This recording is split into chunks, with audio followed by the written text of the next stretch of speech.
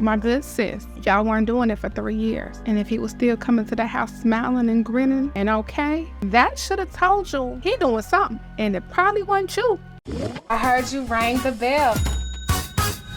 Y'all, I'm back. And I need y'all to bear with me on this one, okay? Because it's a lot going on.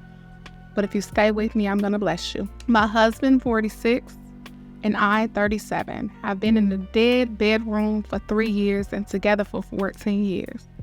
It wasn't always like this. We used to have an active sex life, maybe 4 to 5 times a week. I didn't do everything, but I was very open to trying new things and being adventurous. When I discovered his affair, I was completely blindsided. Initially, I had decided I wanted a divorce and was honestly surprised when he didn't. He clearly was not happy, so why stay? Let's pause there. Men and women treat sex totally different. Did you hear what I said? Sorry, Chef, can you repeat that? Can I repeat that? I'm sorry, Yeah, Chef. let me repeat it. Men and women treat sex totally different. Men, like if you have a headache, you need a pill, you need a relief, right? You need to get it. That's how they are, right? They need, regularly. So you said that. He wasn't doing you, but he was doing somebody. And so you found out. Okay, you just had to stop there right there. Like, some men are disciplined, yes. But if you don't have to be, meaning you're married, right? And you have at home, sometimes I have to censor myself, then you should be okay, right? And she said she's adventurous, she's willing to try new things. So if she wasn't doing with you, baby, yeah, he was. Okay. And then he comes back, he claims he had a midlife crisis. He never wanted to end his marriage. He lost sight of reality. He became selfish. And after 2 years, they reached a peaceful co-parenting and roommate situation. So, no sex 3 years, 2 years. Now they reached a very good, peaceful roommate situation. They're married still, right? Now we added 5 years on no sex, right? No fighting, no pettiness, no tension. Except when it comes to the bedroom for sex, right? She says she lost all attraction to her husband because of this situation. Like, she said the idea of it makes her want to throw up. My God, today. Oh! Not when you look at your husband, you want to throw up. Okay. And she says that she doesn't even want to accidentally see him naked coming out the shower. Now, I just don't understand. Sis, now this is the time you have to go sit on someone's couch because people are going to disappoint you. Life is going to disappoint you, right? And I know everybody has a deal breaker when it comes to their relationships, marriage, or whatever. And infidelity could be one. Sometimes, for some people, it's not. It's other things that are a deal breaker. Like, we can overcome this. This is something we can overcome. Seems like she's having a hard time with this. But anyway, she says he would cry and tell her he cannot live without her. And she was like, okay, easy solution is divorce. Okay, you think divorce is easy when you got kids and you got assets and you got all those things. Divorce can be messy, muddy, and always have a lasting imprint, not only emotionally, but financially on you. So why y'all think divorce is easy? It's actually easier to be married. I had this conversation with a lot of people that look at how much it costs to get a marriage license versus how much it costs to get a divorce. They don't want to make divorce easy for you. Why? Because you made a vow that said to death do you part. Maybe you changed your vows. I don't know. Some people change their vows. Some people don't put certain things in their vows because they don't want to vow those things. Kudos to you if that's what you guys have agreed to.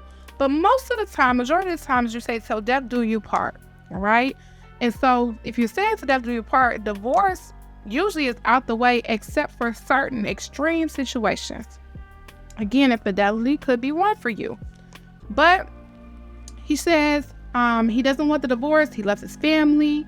He loves her. He doesn't want the children to live outside of a suitcase. And she's just like, well, why you ain't think about this when he cheated? They normally don't do. Like, at that time, they're probably thinking with something else. So they're probably not thinking about all those things. Should they be? Absolutely. Because it could be gone that quick, right? But he wasn't. And she said, I just can't. She's basically saying she can't give him what he wants. And she wants to be a good wife, an enthusiastic lover. But it wasn't enough. Like, she was doing all those things, but it wasn't enough for him. So see, now their parenting style marriage is all she's prepared to give. Meaning they're like in a relationship where all they're doing is focusing on parenting together and essentially living as roommates. She suggested an open marriage. He said no. She suggested a halfway open marriage, meaning he could do whatever he wants. He says no. She doesn't care who he sleep with as long as it's not her anymore. So I want to just break it down because I know we in the year 20 of my Lord 24. And I know marriage looks a lot different for a lot of people. But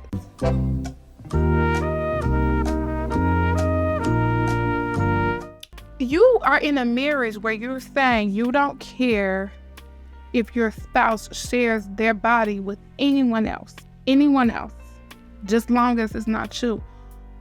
When you look at Webster's Dictionary of Marriage, do you ever hear that?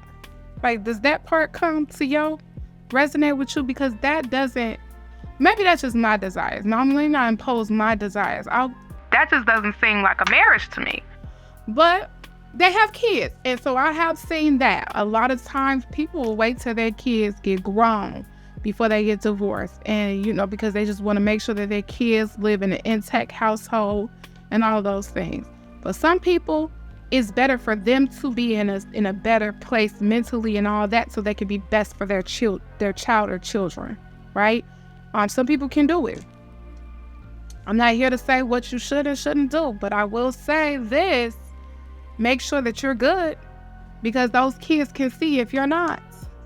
Whether you're forcing yourself to be with someone because of them or you're out here doing whatever, right? You make sure you're good, right? Because you cannot pour from an empty cup, and those kids will take everything inside of your cup, plus the little piece of juice that's left, okay? He doesn't want to do this open marriage. He doesn't want to have anyone. He only wants his wife. She says, but that's factually wrong. Sounds like she's really not over the cheating at all, even though it's since 2 years ago. She said, but we're now 3 years removed from the revelation of the affair. So she's still not over it, right? They have a very strong co-parenting relationship. The children are thriving. They have a good friendship. They're talking, they're laughing, they're going out together. But romantic and intimate part is still non-existent. And he sleeps with other women. She knows this for a fact, even though he may say something different. But they said she is just not interested in reviving the dead bedroom. She has no sexual desires anymore. Oh, she been turned asexual. Oh my God, today I rebuke that. I don't know how much clearer. He said she don't know how much clearer she can be. So in a marriage, when it's starting to be where someone's needs is not being met, right? You have to figure that out too, because it's not just all about like you're deciding to continue to be in a marriage. That means you're still deciding to show up for the other person. And if you're saying I'm not showing up for you in this area, do you still have a marriage? Right? Like, is that still something? I mean, comment, talk to me about it. Like, would you still be with someone if they were no longer fulfilling you physically, right? If they decided they are just not going to try in a certain area, would you still be in your marriage? Tell me, comment, let me know. Sis is saying, I'm feeling like they should move forward to the divorce, but everything is so calm in the home. The children are doing so well. They have a 14, 12, and a 9-year-old. But she keeps reading that divorce is harder when they're in their teenagers, right? Everything else is going really well. And then he kind of realized he's done this damage that she's not going to recover from. She wants to know, does she need to see a lawyer? I would say yes, you need to see a lawyer. Why? Because you need someone to kind of give you a reality check of what is ahead of you if you go through this process. Because it sounds like you're fine with having a roommate situation and keeping the peace and sacrificing whatever you need to do for the peace of your children, right? And if you learn about what could be the possibilities of a divorce and what that looks like, people getting petty, going through the money, divided assets, living in separate homes, children going to one household to the next household, right? All of those things happening, and also the emotional trauma that it could cause them to know that their parents, who they may not know about the adult issues y'all had going on, right? It's now divorce. They're like, where did this happen? We was just kicking it. We was just like, what's going on, right? All of that can be things that you want to consider before you seek a divorce. So yes, I would definitely talk to a lawyer about the cost of filing, the cost of an attorney, the cost of what you guys' assets have.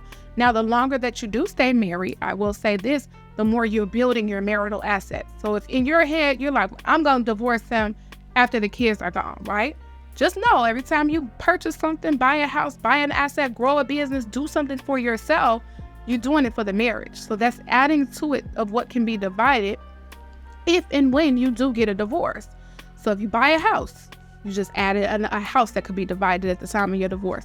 If you're building your 401k, your pension, those are things that can be divided at the time of your divorce. All of those are things that, and on his end too. So maybe you're in a position where you want to do it. You want to stay in the marriage because he's building to what you can potentially get. Hey, your motive says get your money, get your whatever. But those are things that I would definitely sit down and have a talk with an attorney about to see what is the best route for you to take. And also, I always think it's best to get in therapy and have these conversations as well to see what not only the financial and legal things, emotionally, what does this look like for you?